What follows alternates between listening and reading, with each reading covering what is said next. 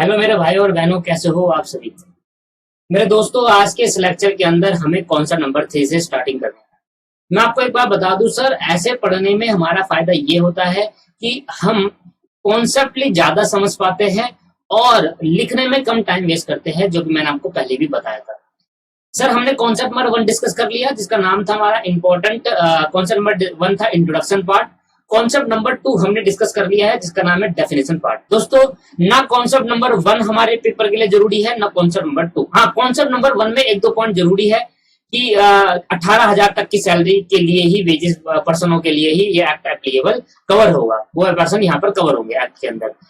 Concept number 3 से हमारा provision start हो रहे हैं, और ध्यान समझना, कॉन्सेप्ट नंबर 3 और कॉन्सेप्ट नंबर 4 और 5 आज की क्लास का टॉपिक रहेगा हमारा। ठीक है, 5 तक तो हमें कंप्लीट कर रहे हैं, उसके बाद आगे जाकर देखेंगे। टोटल हमारे पास 19 से 20 कॉन्सेप्ट है। ठीक है, उसके बाद हम जाकर अपने बुक्स का स्कैनर करेंगे, अपने बुक्स के MCQ, true false, fill in the blank जो होंगे वो करेंगे। ठीक है, ध्यान देना sir. Concept number 3, responsibility for payment of wages. पहली बात समझो, responsibility for payment of wages, इसका मतलब यह हुआ कि जिस बंदे को वेजेस देनी है, कौन देगा उस पर्सन को वेजेस? कौन है रिस्पॉन्सिबल उस पर्सन को वेजेस देने के लिए? बताओ, वेजेस किसको दी जाएगी? एम्प्लॉय को। कौन देगा? एम्प्लॉयर देगा। Every employer shall be responsible. Responsible कौन होगा दोस्तों? एम्प्लॉयर। अच्छा, पिछली क्लास में मैंने बताया था, अगर एम्प्लॉयर मर जाता है, अगर एम्प्लॉयर मर जाता है मेरे दोस्तों, तो उसके लिए एम्प्लॉयर, उसका लीगल रिप्रेजेंटेटिव मान लिया जाएगा। और फिर कौन रिस्पॉन्सिबल हो जाएगा? लीगल रिप्रेजेंटेटिव रिस्पॉन्सिबल हो जाएगा। इतनी सी बात समझ में आई आपको? मैंने कहा, बताओ, वर्करों को वेजेस देने के लिए, पेमेंट ऑफ वेजेस देने के लिए रिस्पॉन्सिबिलिटी किसकी है? आप अगर ओनर हो और मैं आपका वर्कर हूं, तो बताओ, मेरे को कौन वेजेस देगा, आप या कोई और? सर, आप दोगे। तो रिस्पॉन्सिबल कौन है? रिस्पॉन्सिबिलिटी कौन उठाएगा? Every employer of the establishment. जो भी इंडस्ट्रियल एस्टेब्लिशमेंट के अंदर ये एक्ट कवर करता है। क्या बात समझ में आई मेरे दोस्तों? तो सर, स्टार्ट कर रहे हैं। पहला पॉइंट, सर पहला पॉइंट हमारा ये है, कहता है एवरी एम्प्लॉयर, जो मैंने आपसे कहा कि हर वो employer shall be responsible, shall लगा हुआ है दोस्तों, सेल बी रिस्पॉन्सिबल। सेल का मतलब क्या हुआ? कि वो रिस्पॉन्सिबल है for the payment of all wages, हर वो वेजेस के लिए जो required to be paid under this act, जो इस एक्ट के अंदर जरूरी है पे करना। हर वो एम्प्लॉयर को वेजेस पे करना है, हर वो एम्प्लॉयर रिस्पॉन्सिबल है। हर एम्प्लॉयर कौन होता है दोस्तों? ओनर। हर वो फैक्ट्री का, हर वो एस्टेब्लिशमेंट का ओनर, जो एस्टेब्लिशमेंट, इस फैक्ट्री, जो एस्टेब्लिशमेंट इस एक्ट के अंदर कवर होती है, हर वो एस्टेब्लिशमेंट का ओनर रिस्पॉन्सिबल है कि वो ऑल वेजेस, जितने भी वेजेस रिक्वायर्ड है, जरूरी है, इस एक्ट के अंदर बताया गया है कि इस एक्ट के अंदर कितनी वेजेस का पेमेंट करना है, उतने के लिए, पेमेंट के लिए रिस्पॉन्सिबल होगा। इतनी सी बात समझ में आ गई? अगर मैं सिंपल लैंग्वेज में कहूं कि हर एक एम्प्लॉयर रिस्पॉन्सिबल होगा, भाई जितने भी वेजेस पेमेंट करना है इस एक्ट के तहत, जितने भी वेजेस का पेमेंट करना है, वो हर वेजेस के पेमेंट के लिए एम्प्लॉयर रिस्पॉन्सिबल है। सेक्शन 3 हम पढ़ रहे हैं। क्या समझ में आ रही? तो कौन एम्प्लॉयर, तो किसको दी जाएगी वेजेस? किसको दी जाएगी? ये तो बात चल गया, रिस्पॉन्सिबिलिटी किसकी है? रिस्पॉन्सिबिलिटी है एम्प्लॉयर की। पर दिया किसको जाएगा? To person employed by him. वो पर्सन जो एम्प्लॉयर ने खुद एम्प्लॉय करा था, खुद डायरेक्टली एम्प्लॉयड बनाया था, एम्प्लॉयड बाय हिम। वो पर्सन जो, मान लो, मैं एग्जांपल से लेकर समझाने की कोशिश करता हूं आपको, ध्यान सुनना, ध्यान सुने सर, ध्यान से सुनना। मैंने कहा सबसे पहले तो भाई मान लेते हैं एक पर्सन है ए बी, राम एक पर्सन है, और राम ने मेरे भाई राम एक एम्प्लॉयर है, एम्प्लॉयर है फैक्ट्री का। और राम ने क्या करा? मिस्टर श्याम को अपना एम्प्लॉय हायर करा, अपना एम्प्लॉय बनाया। एम्प्लॉय है ये किसका? राम का। एम्प्लॉय है किसका दोस्तों? राम का। तो जो पर्सन एम्प्लॉय करता है, अपने, जो पर्सन क्या कर रहा है, इस दूसरे पर्सन को अपने कंपनी के अंदर रख रहा है, वो पर्सन, वो हर एक पर्सन क्या होगा? रिस्पॉन्सिबल होगा। वो हर एक पर्सन क्या होगा दोस्तों? रिस्पॉन्सिबल होगा for payment of wages, payment of wages. मान लेते हैं मेरे दोस्तों, ठीक है, मान लेते हैं कि मैं एज अ वर्कर, आपने मुझे अपने फैक्ट्री के अंदर, अपने फैक्ट्री, अपनी कंपनी के अंदर, अपने बिजनेस के अंदर मुझे काम पे रखा। ठीक है, अपने बिजनेस के अंदर मेरे को काम पे रखा, और अब आप रिस्पॉन्सिबल होंगे मुझे पेमेंट ऑफ वेजेस देने के लिए। तो उस पर्सन को, वो पर्सन रिस्पॉन्सिबल है जिसने उसको काम पे रखा था, जिसने उसको काम पे रखा था। मान लेते हैं किसी और बंदे ने काम पे रखा था, किसी और बंदे ने काम करा था किसी और केस में, तो वो यहाँ पर बात नहीं होगी। अभी भी कौन देगा? अभी भी राम ही देगा जो एम्प्लॉयर है वहां का। दोस्तों ये मैटर नहीं करता, ये मैटर नहीं करता कि रखा किसने, मैटर करता है किसके अंडर पे काम हो रहा है। जिसके अंडर में काम हो रहा है वो पर्सन देगा भैया पैसा। ठीक है, ये तो वो हुआ कि पहला पॉइंट क्या कह रहा है कि देखो, every employer shall be responsible for the payment of all wages required to be paid under this act to person employed by him, to person, उस पर्सन को जिस पर्सन ने एम्प्लॉय करा था, जिस पर्सन के वहां पर वो काम कर रहा है। दोबारा पढ़े एक बार, ध्यान समझना, गलत मत पढ़ना। एवरी एम्प्लॉयर, सारे एम्प्लॉयर रिस्पॉन्सिबल है वेजेस की पेमेंट करने के लिए, जो एक्ट में लिखी गई उतने वेजेस की पेमेंट किस टू पर्सन, उस पर्सन को जिस पर्सन को रखा गया है बाय हिम, किसने? एम्प्लॉयर ने। जिस पर्सन को रखा गया है एम्प्लॉयर ने अपने काम में, अपने काम के लिए रखा गया है, उस पर्सन को, वो पर्सन रिस्पॉन्सिबल होगा। कौन सा पर्सन रिस्पॉन्सिबल होगा? जिसके अंडर पे, अगर मैं इस लाइन को इंटरप्रेट करूं ठीक से, अगर आप ये लॉ की लैंग्वेज समझ रहे हो, लॉ की लैंग्वेज क्या है कि उस पर्सन, जिस पर्सन को वेजेस देंगे, जिस पर्सन को रखा गया है एम्प्लॉयर द्वारा अपने अंडर में, वो है इसका मतलब कि अगर एम्प्लॉयर ने किसी पर्सन को अपने अंडर में रखा और काम करवा रहा है, तो वो पर्सन रिस्पॉन्सिबल होगा जिस पर्सन ने रखा था। डायरेक्टली भर्ती किसने करवाया था, रिक्रूटमेंट किसने करी थी, मैटर नहीं करता है। किसके अंडर में काम कर रहा है, किस कंपनी के, किस ऑनर के अंडर में काम कर रहा है, वो ऑनर रिस्पॉन्सिबल होगा। ये मतलब है पहले पॉइंट का। क्लियर है? इन केस ऑफ पर्सन एम्प्लॉयड, तो ये ध्यान समझना, फैक्ट्री के केस में, इंडस्ट्रियल के केस में ध्यान से देना। मैं ये diagram banana, in case of person employed, देख लो, इन केस, ये आप डायग्राम बनाना, अगर आप नोट्स बना रहे हो तो ये diagram banana, in case of person employed, in case of person employed, अगर कोई पर्सन काम कर रहा है, काम कर रहा है, पहला, अगर कोई पर्सन एम्प्लॉयड काम कर रहा है मेरे दोस्तों, फर्स्ट पॉइंट में लिखता हूं आपके पास, पहला कहां पर? फैक्ट्री के अंदर। अगर कोई एम्प्लॉय काम कर रहा है कहां पर दोस्तों? फैक्ट्री के अंदर। दूसरा, इंडस्ट्रियल के अंदर, इंडस्ट्रियल एस्टेब्लिशमेंट के अंदर।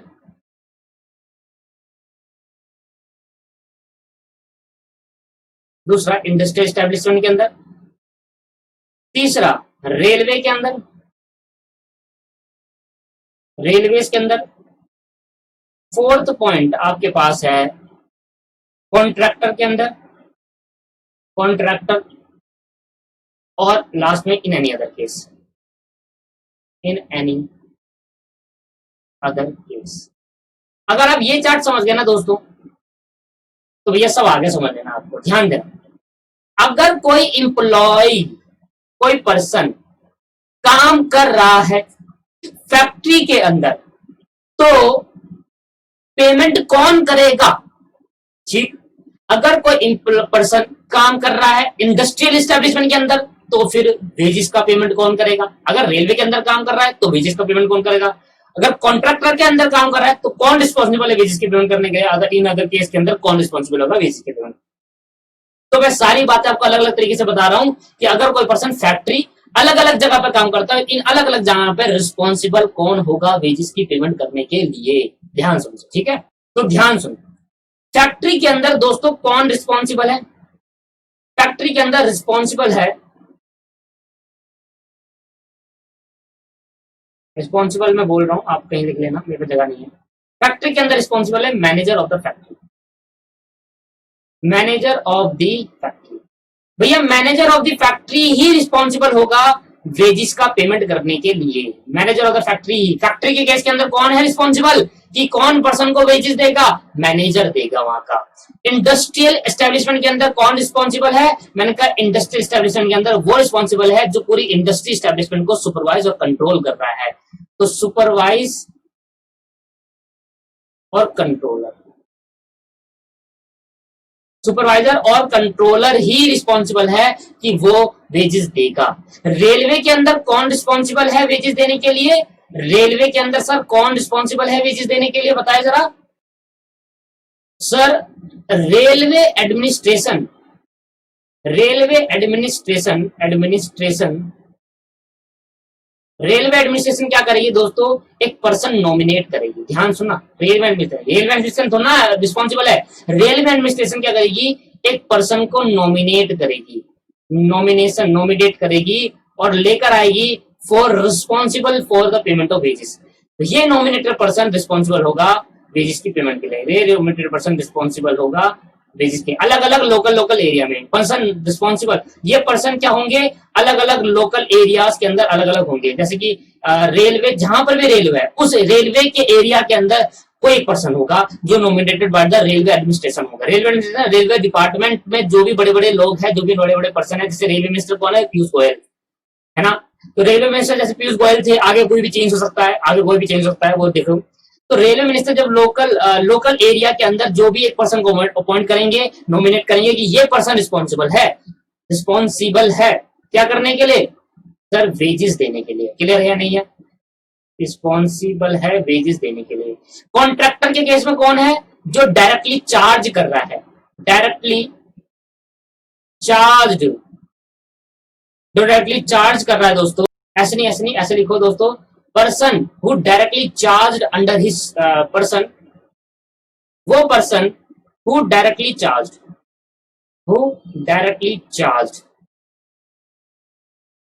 मतलब क्या हुआ, मतलब सुने, मैंने कहा आप ना एक कॉन्ट्रैक्टर हो, आप ना बड़ी बड़ी बिल्डिंग्स का, मॉल्स का, रोड का कॉन्ट्रैक्ट लेते हो और बनाते हो।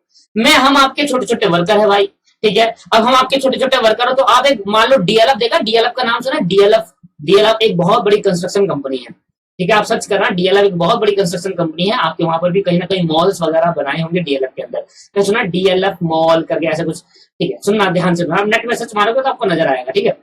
तो डीएलएफ का जो मालिक है वो कॉन्ट्रैक्टर है, मेन कॉन्ट्रैक्टर।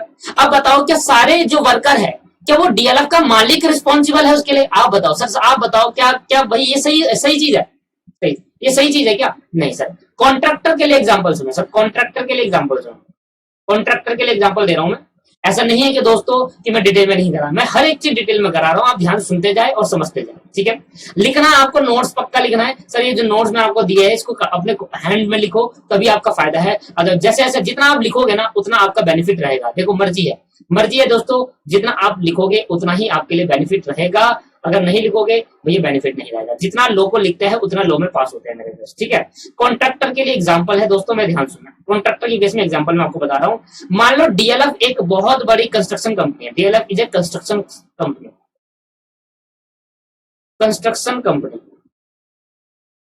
डीएलएफ एक बहुत बड़ी कंस्ट्रक्शन कंपनी, इसका जो मालिक है, इसका जो ओनर है, अब इसके अंडर में भाई कितने सारे लोग काम कर रहे हैं। अब डीएलएफ का ओनर थोड़ा कंस्ट्रक्ट करेंगे तो लोग ही इंजीनियर लोग होते हैं, और इंजीनियर के अंडर पे वर्कर होते हैं जो सामान करते हैं। मेनली जो वर्कर होते हैं जो कंस्ट्रक्शन, बिल्डिंग का कंस्ट्रक्शन वही कर रहे होते हैं, इंजीनियर तो सिर्फ बताते हैं, गाइड करते हैं, वर्कर बनाते रहते हैं, और डीएलएफ कमाता है पैसा, डीएलएफ का ओनर।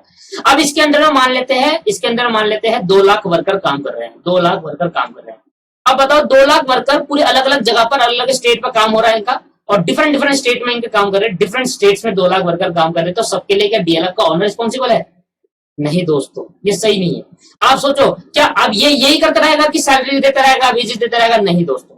मैंने कहा जो वर्कर जिस कॉन्ट्रैक्टर के चार्ज में है, जो कॉन्ट्रैक्टर उसको लेकर आया, या जो कॉन्ट्रैक्टर उसको चार्ज कर रहा है, जिसको कंट्रोल कर रहा है कि ऐसा नहीं ऐसा काम कर, ऐसा नहीं ऐसा काम कर, कॉन्ट्रैक्टर के चार्ज में है। चार्ज में होने का मतलब क्या है, चार्ज में होने का मतलब क्या है, मान लो हम एक छोटे छोटे कॉन्ट्रैक्टर, डीएलएफ ने हमें हायर करा, डीएलएफ ने कहा कि आपको एक फ्लैट बनाना है, इसके अंदर ये फ्लैट बनाना है, तो अलग अलग मैं कॉन्ट्रैक्टर हूं, मान लेते हैं डीएलएफ बहुत बड़ा कॉन्ट्रैक्टर, हम दोनों एक छोटे छोटे कॉन्ट्रैक्टर, आप और मैं एक छोटे छोटे कॉन्ट्रैक्टर है।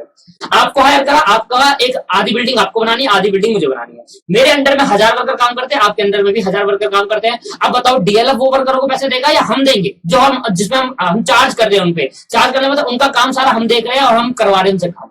यही बोला कि सर मालिक नहीं करेगा, इस केस के अंदर पर्सन हु डायरेक्टली चार्ज, जो चार्ज कर रहा है वो देगा भाई, वो है responsible. Person who directly charge वो है रिस्पॉन्सिबल वेजेस देने के लिए। तो मेरे केस के अंदर हमारे अंडर पे जो 1000 वर्कर काम कर रहे हैं, हम उनको चार्ज में ला रहे हैं, हम कह रहे हैं कि भाई इतना बजे आना है, इतना काम करना है, ये काम करना है, ये काम करना है, रोज का वेजेस देना है, हमारा काम है, डीएलएफ का नहीं काम है। ठीक है मेरे दोस्तों, क्या समझ में आ गई है नहीं आई? क्लियरिटी मिल गई? ओके, आगे लास्ट में इन अदर केस, अगर मैंने कहा दोबारा एक बार पढ़ना, फैक्ट्री के केस में मैनेजर रिस्पॉन्सिबल है, इंडस्ट्रियल एस्टेब्लिशमेंट के केस सुपरवाइजर और कंट्रोलर रिस्पॉन्सिबल है, रेलवे के केस में रेलवे एडमिनिस्ट्रेशन क्या करेगी, हर एक लोकल एरिया में पर्सन अपॉइंट करेगी, वो रिस्पॉन्सिबल होगा, और कॉन्ट्रैक्टर के केस में जो डायरेक्टली चार्ज करेगा वर्करों को वो पर्सन रिस्पॉन्सिबल है। और इनको छोड़कर बाकी और किसी भी केस में होगा तो उसके लिए कौन रिस्पॉन्सिबल है सर? पर्सन सो नॉमिनेटेड और डेजिग्नेटेड, पर्सन सो नॉमिनेटेड, वो पर्सन जिसको नॉमिनेट करा गया है, और designated person so nominated and designated. इसका मतलब क्या हुआ? इसका मतलब यह है कि भैया मेरी कंपनी है ना, तो मेरी कंपनी फैक्ट्री है ना एस्टेब्लिशमेंट, इन चारों में से कोई भी नहीं, मेरी कोई अलग है, डिफरेंट है, और डिफरेंट है ना, तो मैं क्या करूंगा, मैं उसमें ऐसा पर्सन हूं जो नॉमिनेटेड हूं कि भाई मेरे लिए मैं ही एक पर्सन, मान लो मेरी ऐसी बिजनेस है जो फैक्ट्री नहीं है, इंडस्ट्रियल एस्टेब्लिशमेंट नहीं है, रेल भी नहीं है, कॉन्ट्रैक्टर नहीं है, कुछ और है। बाकी अनदर केस के अंदर मैंने आपको अपॉइंट करा, मैंने कहा देखो आपको पावर है, आपके पास नॉमिनेटेड कर दिया मैंने आपको अब रिस्पॉन्सिबल हो वेजेस के लिए, तो आप वो पर्सन नॉमिनेटेड पर्सन और डेजिग्नेटेड पर्सन, जिसके बाद डेजिग्नेशन है पेमेंट ऑफ वेजेस देने का इन अदर केस के अंदर, ठीक है, तो ये रिस्पॉन्सिबल होगा। तो मैंने कहा बड़ी सिंपल तरीके से मैंने आपको बता दिया, और यही बातें पूरी की पूरी मैं आपसे डिस्कस कर चुका हूं। In case of person employ, वो पर्सन जो एम्प्लॉय है फैक्ट्री में, तो manager of the factory liable है। इंडस्ट्रियल अदर एस्टेब्लिशमेंट के अंदर है तो in person responsible for the employer और for such supervisor control of the industrial other establishment, बात समझ में आ रही है? इंडस्ट्रियल अदर एस्टेब्लिशमेंट के अंदर कौन होगा? Supervisor controller of the industrial other establishment. If the employer is a railway administration, अगर कोई एम्प्लॉयर रेलवे एडमिनिस्ट्रेशन है तो रेलवे एडमिनिस्ट्रेशन क्या करेगी? Has nominated person on his behalf of the local area concern, उस हर एक लोकल एरिया में क्या करेगी? नॉमिनेटेड पर्सन नॉमिनेट कर देगी, क्या भाई ये देगा भाई आज के बाद बेसिस का। इन case of contractor a person designated by such contract who is directly under his charge, जिसके अंडर में वो काम कर रहे हैं पर्सन, वो कॉन्ट्रैक्टर पे करेगा, वो डीएलएफ पे नहीं करेगा। मेन कॉन्ट्रैक्टर जो छोटे छोटे कॉन्ट्रैक्टर जिसके अंडर में काम कर, मेरे अंडर में 1000 वर्कर काम कर रहे हैं तो मैं पे करूंगा 1000 वर्कर की। In any other case, so nominated and so designated person as the case may be shall be responsible for such payment। क्या बात समझ में आई? तो ये सारी बातें मैं आपको एक डायग्राम में बता चुका हूँ, ये रहा। और ये डायग्राम अगर आपने पढ़ लिया ना दोस्तों, तो आपके भाग खुल के मस्त समझ लेना कि भाई ये आपको आराम से आ गया, ठीक है, क्लियरिटी मिल गई आपको। बताओ कोई प्रॉब्लम है तो पूछ लो। अच्छा कैसे पूछोगे? व्हाट्सएप में पूछ लेना, ठीक है। चलो अगला देखते हैं। कॉन्सेप्ट नंबर हमने ये खत्म कर लिया, और कॉन्सेप्ट नंबर 4 हम पढ़ने जा रहे हैं। सेक्शन 4 हमारा कहता है fixation of wages period, wage period, कि भाई वेज कब देना चाहिए। वेज मतलब क्या है? वेज मतलब पैसे, वेजिस उनकी, वेजिस नहीं लगता, वेजिस जब बहुतों को दे रहे होते, हर एक पर्सन की बात करें, हर एक पर्सन का पीरियड फिक्स करें। पर ऐसा होगा क्या फैक्ट्री के अंदर अलग अलग पर्सन का वेज फिक्स करेंगे? हाँ होता है, किसी को किसी तारीख को मिलती है, किसी को किसी तारीख को मिलती है, बट वेज पीरियड बोला, fixation of ways period. Period मतलब होता है टाइम, पीरियड मतलब क्या है? टाइम। एक टाइम सेट करो कि कब उसका वेजेस देना पड़ेगा, देना है। तो बड़ा ही सिंपल केस है, बहुत ही सिंपल केस है। पहला पॉइंट देखना क्या कह रहा है, in the payment of wages it is important to fix the wage period. ये तो पहली बात कह रहा है कि भाई पेमेंट ऑफ वेजेस के अंदर सबसे चीज इंपॉर्टेंट है कि आप वेज पीरियड को फिक्स करो। वेज पीरियड का मतलब टाइम फिक्स करो कि कितने टाइम में आप उसको पैसा दे दोगे, एक महीने की सैलरी कब दोगे। अगर मैंने इस महीने काम करना चालू करा 1 तारीख को, मेरा 30 दिन हो गया, मेरा 1 महीना कंप्लीट हो गया, अब बताओ सैलरी कब दोगे, वो पीरियड फिक्स करिए।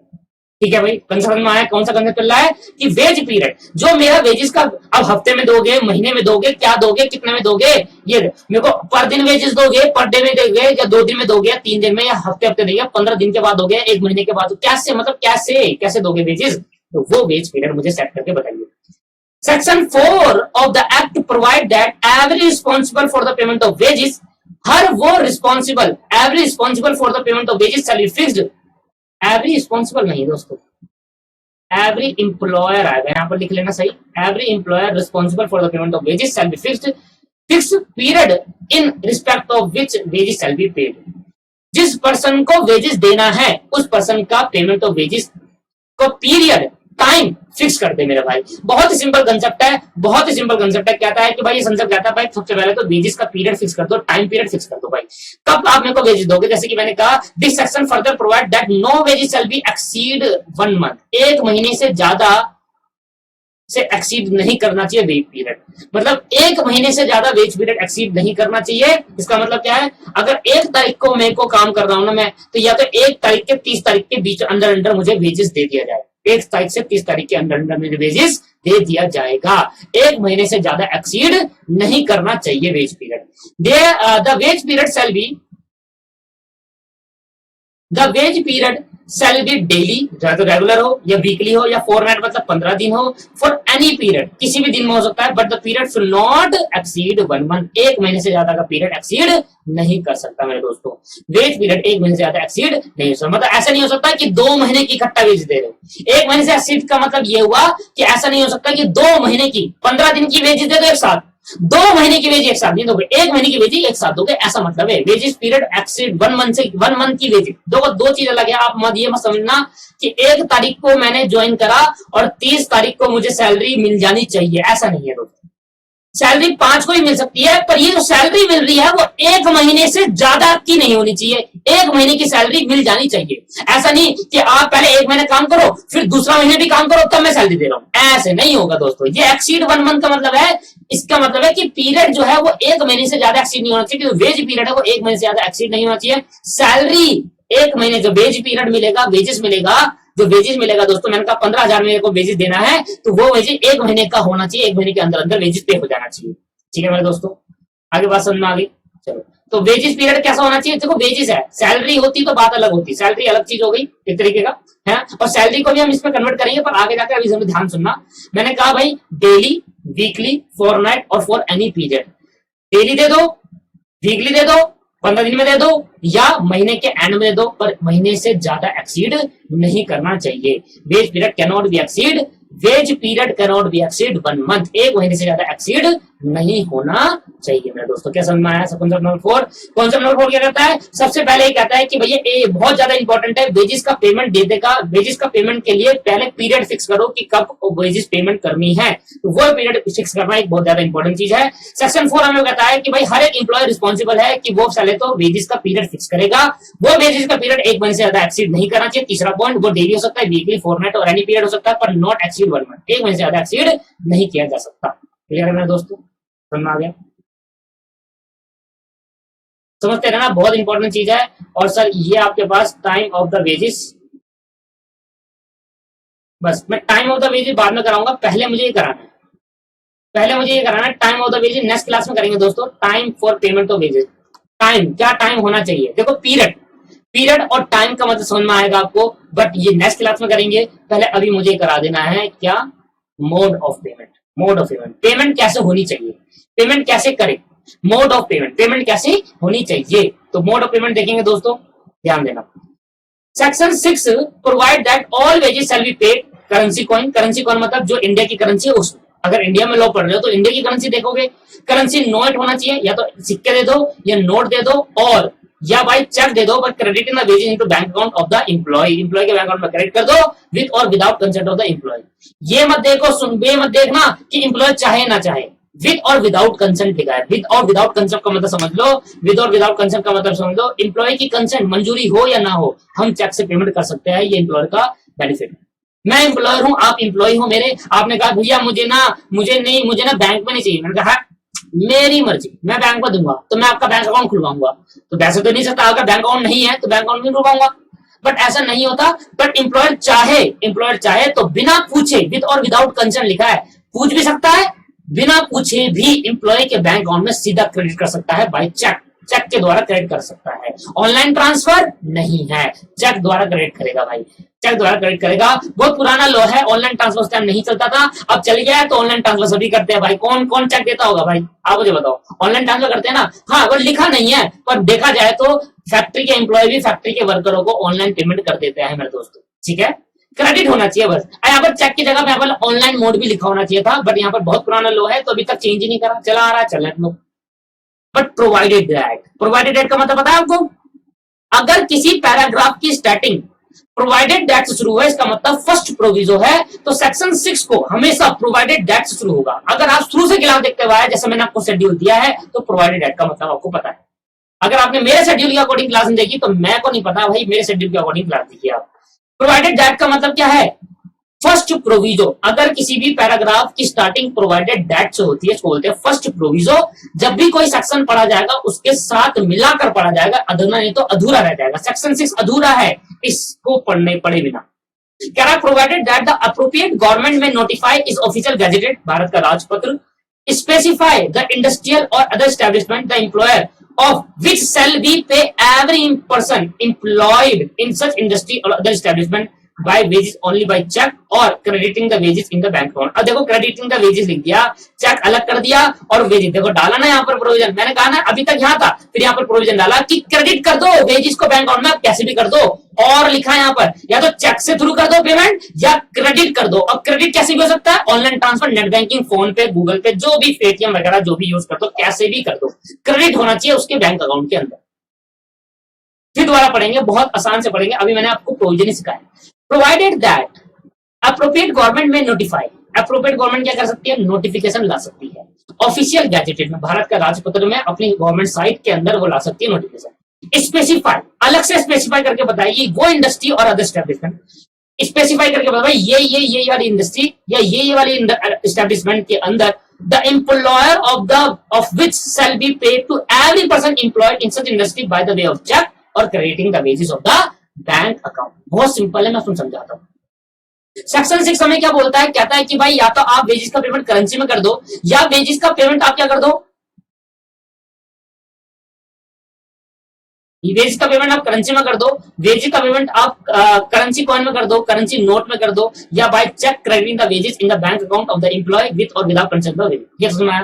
प्रोवाइडेड दैट, फर्स्ट प्रोविजन क्या कहता है, कहता है भाई central government, appropriate government, sorry central कह रहा हूं, अप्रोप्रिएट गवर्नमेंट चाहे तो नोटिफिकेशन लाकर ये बता सकती है, कुछ स्पेसिफिक इंडस्ट्री का नाम डाल सकती है अपनी नोटिफिकेशन में, या कुछ स्पेसिफिक एस्टेब्लिशमेंट का नाम डाल सकती है और उनको ये बोल सकती है कि वो एम्प्लॉयर वेजेस जो उनके एम्प्लॉय पर्सन जो काम कर रहे हैं उनकी एस्टेब्लिशमेंट में, उनकी इंडस्ट्री के अंदर, उन एम्प्लॉयर को चेक के थ्रू और credit to the bank account online transfer भी कर सकते हैं वेजेस।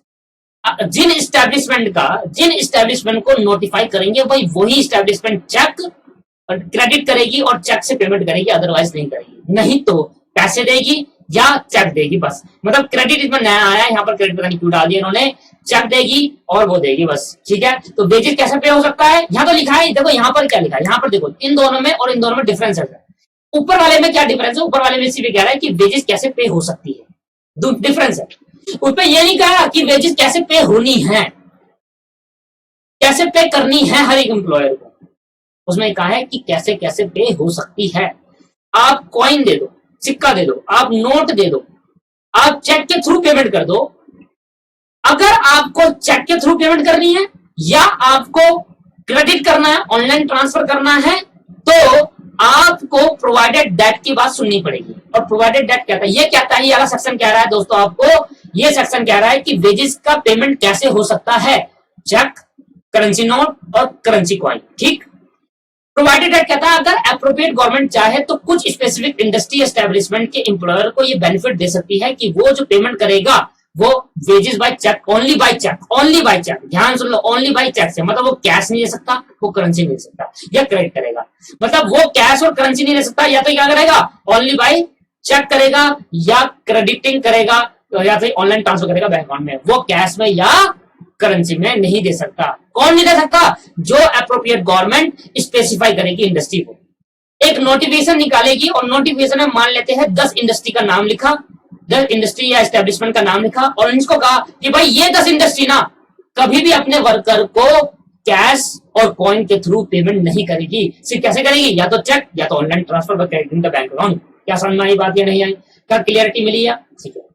कैसे हो सकता, अच्छा इनके अलावा जो नोटिफिकेशन नहीं है, जो नोटिफाई स्पेसिफिक नोटिफाई नहीं करी, उनके अलावा वो कैसे भी कर सकते हैं, चेक, करेंसी, क्रेडिटिंग कैसे भी कर सकते हैं। यहाँ पर मतलब क्या आना चाहिए, यहाँ पर और आना चाहिए, यहाँ पर गलती है स्टडी मैट के अंदर, बाय चेक और क्रेडिटिंग ऐसा होना चाहिए था, बाय चेक और क्रेडिटिंग ऐसा होना चाहिए। मतलब कैसे कर सकते हैं, चेक के थ्रू भी कर सकते हैं और क्रेडिटिंग करके भी कर सकते हैं, यहाँ पर दोनों आना चाहिए था, ठीक है। ये थोड़ा गलती है स्टडी मैट के अंदर, ये मेरे से मिसप्रिंट हुआ है, कोई बात इग्नोर करो। पहले देखो, सबसे पहले हमने क्या बात करी कि वेजेस कैसे पे होगा, करेंसी में पे होगा।